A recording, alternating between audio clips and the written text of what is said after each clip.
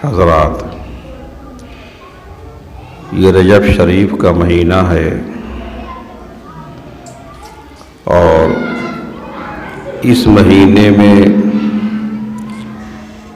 اسلامی تاریخ کا ایک عظیم واقعہ رونما ہوا ہے۔ اس موضوع پر کبھی یہاں بیان نہیں ہوا۔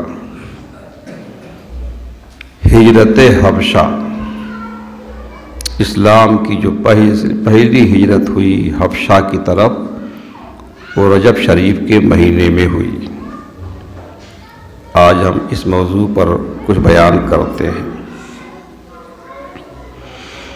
ہجرت حبشہ کے سلسلے میں اسلامی روایات اور تواریخ اور مفسرین کے اقوال سے جو کچھ معلوم ہوتا ہے وہ اس طرح ہے کہ نبی اکرم نور مجسم جناب احمد مجتبی محمد مصطفیٰ صلی اللہ تعالی علیہ وسلم کی بعثت کے بعد ابتدائی سالوں میں مسلمان بہت ہی کم تعداد میں تھے۔ قریش نے عرب کے قبیلوں کو یہ نصیحت کر رکھی تھی کہ ہر قبیلہ اپنے قبیلے کے ان لوگوں پر جو پیغمبر اسلام پر ایمان لا چکے ہیں انتہائی سخت دباؤ ڈالیں۔ اس طرح ہر مسلمان اپنی قوم اور قبیلے کی طرف سے انتہائی سختی اور دباؤ میں مبتلا تھا۔ مسلمانوں کی تعداد اتنی نہیں تھی کہ جہاد آزادی شروع کر سکیں۔ کفار مکہ نے جب اپنے ظلم و ستم سے مسلمانوں پر عرصہ حیات تنگ کر دیا، ان کی زندگی تنگ کر دی، تو حضور رحمت عالم نور مجسم صلی اللہ علیہ وسلم نے مسلمانوں کو حبشہ جا کر پناہ لینے کا حکم دیا۔ حبشہ کا بادشاہ جس کا نام اسمہا تھا اور لقب نجاشی تھا، بہت اچھا بادشاہ تھا، اسمہا نام تھا۔ وہاں کے بادشاہوں کا لقب نجاشی ہوتا تھا، جس طرح سے روم کے بادشاہوں کو قیصر کہتے تھے، ایران کے بادشاہوں کو کسریٰ کہا جاتا تھا، مصر کے بادشاہوں کو فرعون کہا جاتا تھا، اسی طرح حبشہ کے بادشاہ کو نجاشی کہا جاتا تھا اور نام اسمہا تھا۔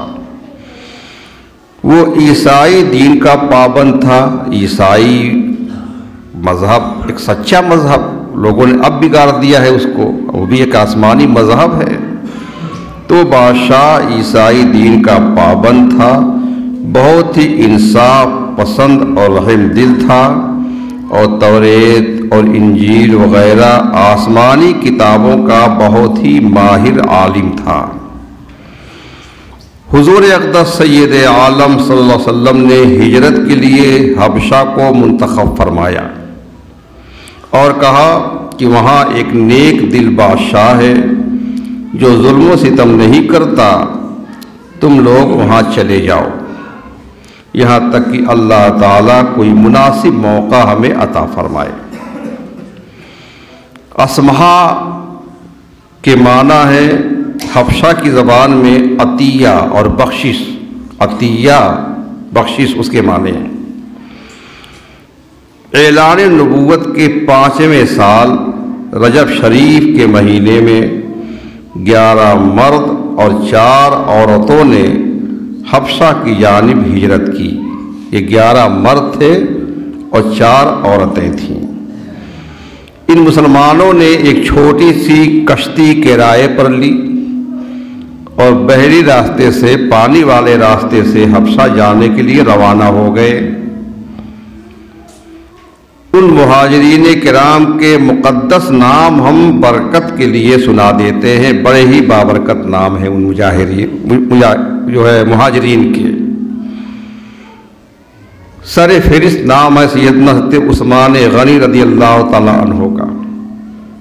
یہ مہاجر ہیں۔ عثمان غنی اپنی بیوی حضرت رقیہ رضی اللہ تعالی عنہا کے ساتھ انہوں نے ہجرت کی تھی۔ حضرت رقیہ جو ہمارے حضور کی شہزادی ہیں، جو حضرت عثمان کے نکاح میں تھیں، اور حضرت ابو حذیفہ رضی اللہ تعالی عنہ اپنی بیوی سہلہ بنت سہیل رضی اللہ عنہا کے ساتھ، اور حضرت ابو سلمہ رضی اللہ تعالیٰ عنہ اپنی اہلیہ حضرت ام سلمہ کے ساتھ۔ اب یہی ام سلمہ ہیں جو بعد میں حضور کے نکاح میں آئی تھی۔ اور عامر بن ربیعہ رضی اللہ عنہ اپنی بیوی لیلہ بنت ابو حسمہ کے ساتھ رضی اللہ عنہ۔ یہ 4 بیویاں ہو گئیں، 4 شوہر اپنی بیویوں کے ساتھ۔ اور زبیر بن عوام یہ تنہا تھے۔ مصعب بن عمیر رضی اللہ تعالیٰ عنہما اور عبد الرحمن بن عوف اور عثمان بن معذون رضی اللہ تعالیٰ عنہما اور ابو صبیرہ بن ابو روم یا حاتب بن عمرو اور حضرت سہل بن بیضہ اور حضرت عبداللہ بن مسعود رضی اللہ تعالیٰ عنہم اجمعین۔ تو یہ 11 مرد تھے اور 4 عورتیں تھیں، کل 15 کی تعداد ان کی تھی۔ کفار مکہ کو جب ان لوگوں کی ہجرت کا پتہ چلا تو ان ظالموں نے ان لوگوں کو گرفتار کرنے کے لیے ان کا تعاقب کیا، لیکن یہ لوگ کشتی پہ سوار ہو کر روانہ ہو چکے تھے، اس لیے کفار ناکام واپس لوٹ آئے۔ اب یہ مہاجرین کا قافلہ جو 15 افراد پر مشتمل تھا، 11 مرد تھے، 4 عورتیں تھیں، یہ قافلہ حبشہ کی سرزمین پر اتر کر امن و امان کے ساتھ اللہ تعالیٰ کی عبادت میں مصروف ہو گیا۔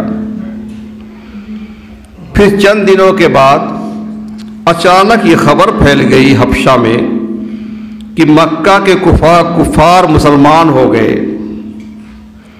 اب یہ خبر سن کر وہ لوگ حبشہ سے مکہ لوٹ آئے۔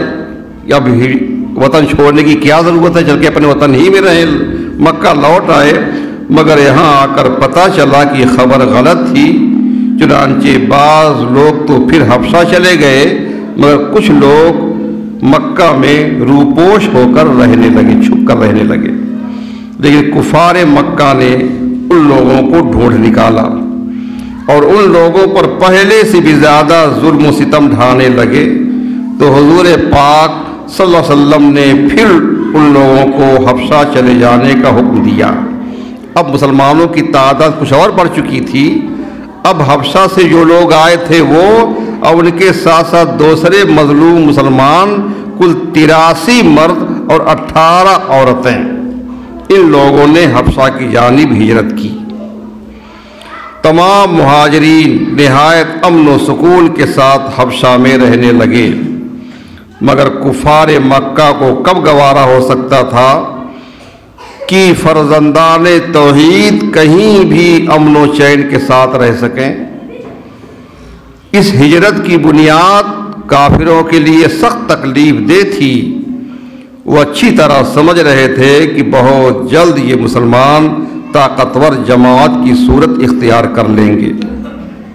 مسلمانوں کی یہ حیثیت ختم کرنے کے لیے انہوں نے کام کرنا شروع کر دیا کہ کسی طرح سے ان لوگوں کو حبشہ سے واپس بلا لیا جائے۔ اس مقصد کے لیے انہوں نے جوانوں میں سے 2 جوانوں کا انتخاب کیا، جو 2 جوان انتہائی ہوشیار تھے، بڑے فعال، یہ تیز ترار تھے، بڑے حیلہ باز اور بڑے عیار تھے، مکاری سے بھی کام لینا جانتے تھے۔ ان 2 جوانوں کا انتخاب کیا، ان میں سے ایک عمرو بن عاص ہیں اور ایک عمارہ بن ولید۔ یہ وہی عمرو بن عاص ہیں جو بعد میں فاتح مصر ہوئی ہے، مصر فتح کیا۔ اب اسلام تو نہیں لائے تھے، اسلام کے ساتھ دشمن تھے وہ۔ تو عمرو بن عاص اور عمارہ بن مسلم، اور ان دونوں کو بہت سارے قیمتی سامان دیے تحفہ دینے کے لیے۔ تو بہت سے ہدیے تحفے دے کر ان دونوں کو حبشہ کی طرف روانہ کیا کہ جاؤ وہاں کے بادشاہ نجاشی سے بات کر کے اور یہ تحفے تحائف پیش کر کے ان لوگوں کو واپس لے آؤ۔ اب یہ دونوں روانہ ہوئے، بہت سارے ہدیے تحفے لے کر کے، یہ بھی کشتی پہ بیٹھے اور روانہ ہو گئے، اور راستے ہی میں کشتی میں بیٹھ کر ان لوگوں نے شراب پی لی، اور شراب پینے کے بعد ایک دوسرے سے لڑ پڑے، لیکن پھر آخر میں صبر گئے۔ آخرکار وہ اپنی سازش کو کام میں لانے کے لیے حبشہ کی سرزمین میں داخل ہو گئے۔ وہ نجاشی بادشاہ کے دربار میں پہنچ گئے۔ اب دربار میں حاضر ہونے کی کیا صورت پیدا ہوئی؟ دربار میں حاضر ہونے سے پہلے انہوں نے نجاشی بادشاہ کے درباریوں کو خریدا، ان درباریوں کو بہت قیمتی ہدیے تحفے دے کر ان کو اپنا موافق بنا لیا اور ان سے اپنی طرفداری اور تائید کرنے کا وعدہ لے لیا۔ اب یہ دونوں نجاشی کے دربار میں حاضر ہوئے۔ ان دونوں نے نجاشی کے دربار میں پہنچ کر تحفوں کا نذرانہ پیش کیا اور بادشاہ کو سجدہ کیا۔ شاہی دربار کا یہی ادب تھا کہ بادشاہ کو سجدہ کیا جائے۔ نجاشی بادشاہ عیسائی بادشاہ تھا، وہ بھی ایک آسمانی مذہب ہے، لیکن اسلام سے پہلے اور شریعتوں میں تعظیم کے لیے سجدہ کرنا جائز تھا۔ تو بادشاہ کو سجدہ کیا، پھر یہ فریاد کرنے لگے۔ عمرو بن عاص نے اپنی گفتگو شروع کی، بادشاہ کے دربار میں جا کے کہا نجاشی بادشاہ سے کہ ہمیں مکہ کے سرداروں نے بھیجا ہے۔ بات یہ ہے کہ ہمارے درمیان کچھ کم عقل نوجوانوں نے مخالفت کا علم بلند کر دیا ہے اور وہ اپنے بزرگوں کے دین سے پھر گئے ہیں اور ہمارے خداؤں کو برا بھلا کہتے ہیں۔ انہوں نے فتنہ و فساد برپا کر دیا ہے، لوگوں میں نفاق کا بیج بو دیا ہے۔ آپ کی سرزمین کی آزادی سے انہوں نے غلط فائدہ اٹھایا ہے اور انہوں نے یہاں آ کر پناہ لی ہے۔ ہمیں اس بات کا خوف ہے کہ وہ یہاں بھی فتنہ فساد نہ برپا کریں۔ بہتر ہے کہ آپ انہیں ہمارے سپرد کر دیں تاکہ ہم انہیں اپنی جگہ واپس لے جائیں۔ یہ کہہ کر انہوں نے اور ہدیے تحفے بادشاہ کی خدمت میں پیش کیے اور کہا کہ ان میں سے کچھ تو ہمارے بھاگے ہوئے مجرم غلام ہیں، وہ ہمارے غلام ہیں جو بھاگ کر آئے ہیں، اور آقا کی خدمت سے غلام کا بھاگنا یہ ہمیشہ سے گناہ سمجھا جاتا تھا۔ کہ ہمارے بھاگے ہوئے مجرم غلام بھی اس میں ہیں، آپ ہمارے ان سب مجرموں کو ہمارے حوالے کر دیجئے۔ نجاشی بادشاہ نے کہا نہیں، بہت انصاف والا بادشاہ تھا، اس نے کہا نہیں، ان لوگوں نے میری حکومت میں پناہ لی ہے، میں پہلے ان کے نمائندوں سے ملوں گا، ان کی باتیں سنوں گا، تب کوئی فیصلہ کروں گا۔ اور چونکہ ایک مذہبی معاملہ ہے، لہذا ضروری ہے کہ مذہبی رہنماؤں اور مذہبی نمائندوں ہی کو ایک جلسے میں تمہاری موجودگی میں دعوت دی جائے، جو عیسائی علماء ہیں ان کو بھی بلا لیا جائے۔ دوسرے دن ایک اہم جلسہ منعقد ہوا بادشاہ کے دربار میں، اس میں نجاشی بادشاہ یہ شاہی تخت پہ بیٹھے اور ان کے مصاحبین اور عیسائی علماء کی ایک جماعت شریک ہوئی، اور نجاشی بادشاہ نے مسلمانوں کو دربار میں طلب کیا۔ وہاں قریش کے دونوں نمائندے بھی حاضر تھے۔ مسلمانوں میں حضرت علی مشکل کشا کے بھائی حضرت جعفر طیار بھی مہاجرین کے ساتھ تھے۔ مسلمانوں کا نمائندہ بن کر کے گفتگو کے لیے حضرت جعفر ہی آگے بڑھے۔ اب عمرو بن عاص ادھر کافروں کا نمائندہ ہے، کفار قریش کا، اور ادھر جو ہے حضرت جعفر جو ہے یہ مسلمانوں کے نمائندہ ہیں۔ دربار لگا ہوا ہے، علماء بیٹھے ہوئے ہیں اور اس کے اراکین بیٹھے ہوئے ہیں۔ عمرو بن عاص نے اپنی بات دہرائی، یہ لوگ بھاگ کر کے آئے ہیں، ان لوگوں نے دین بدل دیا ہے، ایسا ایسا کیا ہے، ان کو ہمارے حوالے کر دیا جائے، اپنی بات دہرا دی۔ نجاشی نے ان کی بات سننے کے بعد حضرت جعفر کی طرف رخ کیا اور کہا کہ اس سلسلے میں آپ کیا کہنا چاہتے ہیں؟ حضرت جعفر آگے بڑھے رضی اللہ تعالی عنہ۔ اور دربار کے آداب کے مطابق بادشاہ کو سجدہ نہیں کیا۔ اسلام میں ہے ہی نہیں سجدہ، اللہ کے علاوہ کسی کو سجدہ نہیں کیا، بلکہ صرف سلام کر کے کھڑے ہو گئے۔ درباریوں نے ٹوکا کہ آپ نے شاہی دربار کے آداب کے خلاف کیا ہے، آپ نے سجدہ نہیں کیا ہے۔ تو حضرت جعفر نے فرمایا کہ ہاں میں نے سجدہ نہیں کیا ہے، کیونکہ ہمارے پیغمبر رسول اکرم نور مجسم صلی اللہ علیہ وسلم نے اللہ کے علاوہ کسی کو سجدہ کرنے سے ہمیں منع فرمایا ہے، اس لیے میں بادشاہ کو سجدہ نہیں کر سکتا، سلام کا حکم ہے، میں نے سلام کیا ہے۔ اب حضرت جعفر نے اس طرح گفتگو شروع کی، بادشاہ سے کہا، نجاشی بادشاہ سے، کہ پہلے ان سے پوچھئے کیا ہم ان کے بھاگے ہوئے غلام ہیں؟ ان میں سے کوئی بھی غلام نہیں تھا، سب آزاد تھے۔ ان سے پوچھئے، ان لوگوں نے کہا کہ ہمارے بھاگے ہوئے غلام ہیں، تو کیا ہم ان کے بھاگے ہوئے غلام ہیں؟ بادشاہ نے پوچھا عمر سے، بتاؤ کیا بات ہے؟ عمر نے کہا نہیں، یہ لوگ غلام نہیں ہیں، سب آزاد ہیں۔ اس طرح سے ایک جھوٹ تو پکڑا گیا فوراً۔ حضرت جعفر نے کہا کہ ان سے یہ بھی پوچھیں کہ کیا ان کا کوئی قرض ہمارے ذمے ہے جس کا وہ ہم سے مطالبہ کرتے ہیں؟ عمر بن عاص نے کہا نہیں، ہمارا آپ سے ایسا کوئی مطالبہ نہیں ہے۔ حضرت جعفر نے پھر فرمایا کہ کیا ہم نے تمہارا کوئی خون بہایا ہے، کسی کو قتل کیا ہے جس کا ہم سے بدلہ لینا چاہتے ہو؟ عمر بن عاص نے کہا کہ نہیں، ایسی کوئی بات نہیں ہے۔ تو پھر انہوں نے کہا کہ ہم سے پھر کیا چاہتے ہو؟ تم نے ہم پر اتنی سختیاں کیں، اتنی تکلیفیں پہنچائی، ہم پر اتنے ظلم کیے، اور ہم تمہاری سرزمین سے باہر نکل آئے ہیں۔ تمہاری سرزمین ظلم و ستم کا مرکز تھی، اب ہم نے یہاں امن و امان کی سرزمین میں ایک رحم دل بادشاہ کے سائے میں پناہ لیے، تو ہمیں واپس کیوں لے جانا چاہتے ہو؟ پھر جعفر نے دربار شاہی میں اس طرح تقریر شروع کی۔ وہ تقریر آج بھی تاریخ کے اوقات پہ ثبت ہے۔ بڑا دربار ہے، حضرت جعفر تیار جو ہے تقریر کر رہے ہیں۔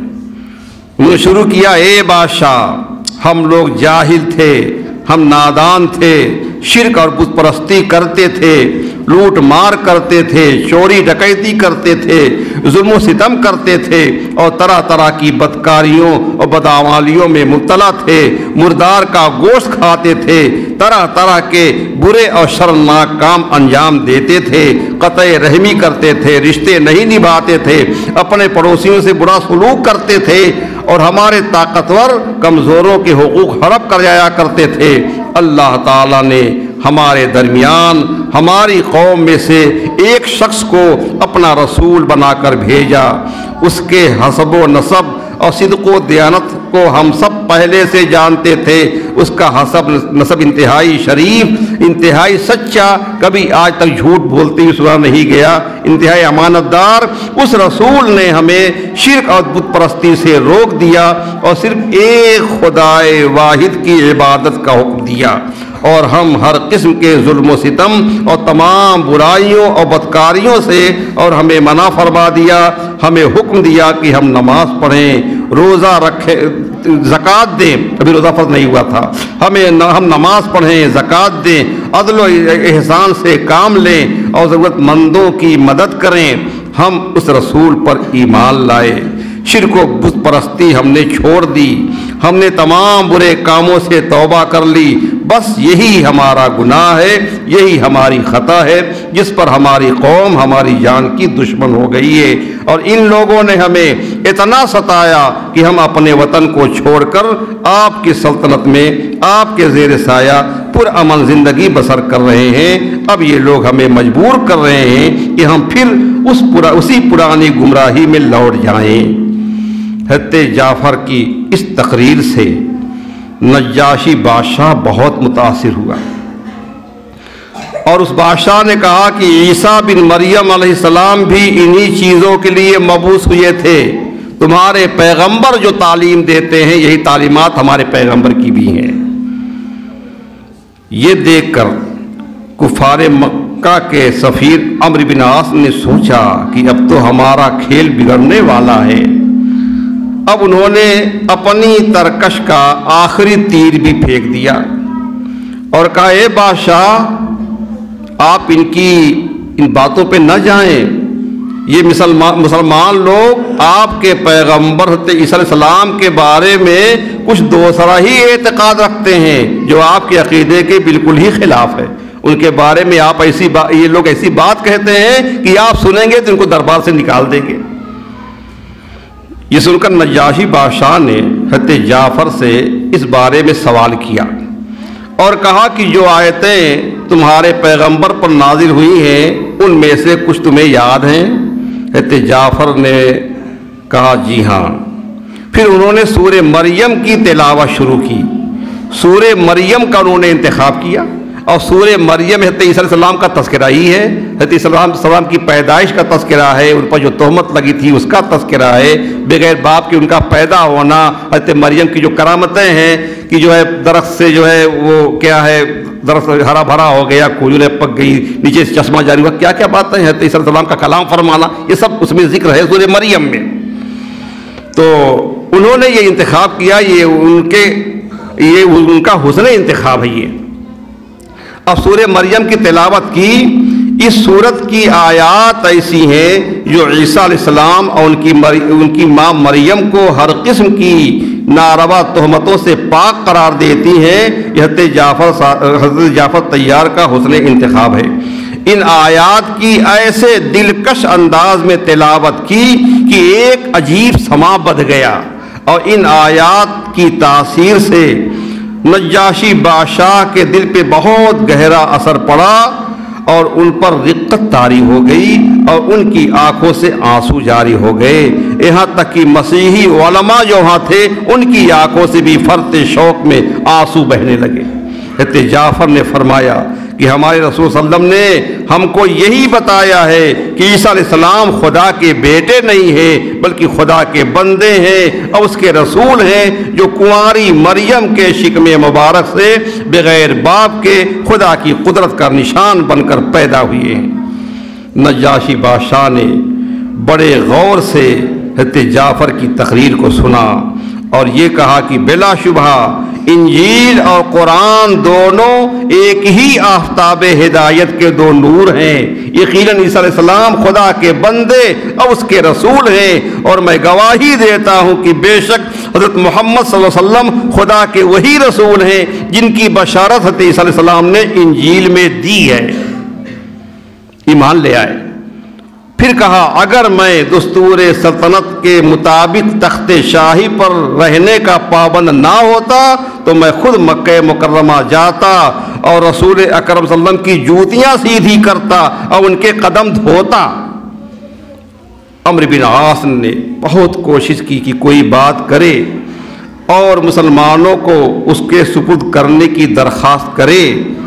نجاشی بادشاہ نے ہاتھ بلند کیا اور زور سے عمرو بن عاص کے منہ پہ تماچا مارا اور کہا خاموش رہو، خدا کی قسم اب اگر ان لوگوں کی مذمت میں ایک بات بھی کی تو تجھے سخت سزا دوں گا۔ بادشاہ کا یہ رویہ دیکھ کر اس کے درباری جو کٹر قسم کے عیسائی تھے وہ تو ناراض اور برہم ہوئے، مگر نجاشی بادشاہ نے جوش ایمانی میں سب کو ڈانٹ پھٹکا کر خاموش کر دیا اور کفار مکہ کے تحفوں کو واپس لوٹا کر عمرو بن عاص کو اور عمارہ بن ولید کو دربار سے نکلوا دیا اور مسلمانوں سے کہہ دیا کہ تم لوگ میری سلطنت میں جہاں چاہو امن و سکون کے ساتھ آرام و چین کی زندگی بسر کرو، کوئی تمہارا کچھ بگاڑ نہیں سکتا۔ یہ نجاشی بادشاہ ہیں، مسلمان تو ہو گئے، ظاہری دیدار حضور کا نہ کر سکے تھے۔ یہ ان کا جب انتقال ہوا تھا سرکار مدینہ منورہ میں تھے۔ ان کے انتقال پر ہمارے حضور نے مدینہ منورہ میں ان کی نماز جنازہ پڑھی تھی، یعنی کوئی خبر تو لانے والا تھا نہیں، اس طرح سے پہلے موبائل وغیرہ تو تھا نہیں، لیکن آپ کو اللہ نے غیب کے طریقے سے بتا دیا کہ نجاشی کا انتقال ہو گیا ہے اور نجاشی کا انتقال حبشہ میں ہوا تھا، حبشہ ہی میں مدفون ہے، مگر حضور نے غائبانہ نماز جنازہ پڑھ کر ان کے لیے دعائے مغفرت فرمائی۔ یہ حضور کی خصوصیت ہے، حضور غائبانہ نماز جنازہ پڑھ سکتے ہیں، کیونکہ حضور کی نگاہ دیکھتی ہے، ہم نہیں دیکھتے، ہم نہیں، غائبانہ نماز جنازہ ہمارے لیے نہیں ہے، یہ حضور کے لیے حضور نے پڑھی تھی۔ اب یہ لوگ حبشہ میں رہنے لگے اور وہاں رہ کر کے ایک فائدہ ہوا کہ اسلام پھیلانے کا موقع بھی مل گیا، حبشہ کے بہت سے لوگ مسلمان ہو گئے، اور پھر مکہ میں بھی جو مسلمان ستائے جاتے تھے انہیں معلوم ہوا کہ حبشہ میں بڑا سکون ہے، امن و امان ہے، وہ لوگ بھی حبشہ جانے لگے، یہاں تک کہ اللہ تعالیٰ نے اپنے پیارے حبیب صلی اللہ علیہ وسلم کو حکم دیا ہجرت کرنے کا، تو اللہ کے حبیب ہجرت کر کے مدینہ منورہ تشریف لائے۔ اب یہاں مسلمانوں کے پاس جب طاقت ہو گئی تو جہاد آزادی کا دور شروع ہو گیا، یہاں تک کہ آپ نے خیبر کو بھی فتح کیا جو یہودیوں کا مرکز تھا۔ جب خیبر کو آپ نے فتح کر لیا، فتح خیبر کے بعد آپ تشریف فرما تھے، اسی درمیان دیکھا گیا کہ دور سے چھوٹا سا ایک لشکر آ رہا ہے، تو معلوم ہوا کہ یہ وہی لوگ تھے جو حبشہ ہجرت کر کے گئے تھے، وہ لوگ اب حبشہ سے واپس مدینہ منورہ آ رہے ہیں۔ جب آ گئے تو ہمارے حضور بہت خوش ہوئے اور آپ کو اور تمام مسلمانوں کو دوہری خوشی اس دن حاصل ہوئی، ایک جو ہے فتح خیبر کی، ایک حضرت جعفر اور ان کے ساتھیوں کے آنے کی۔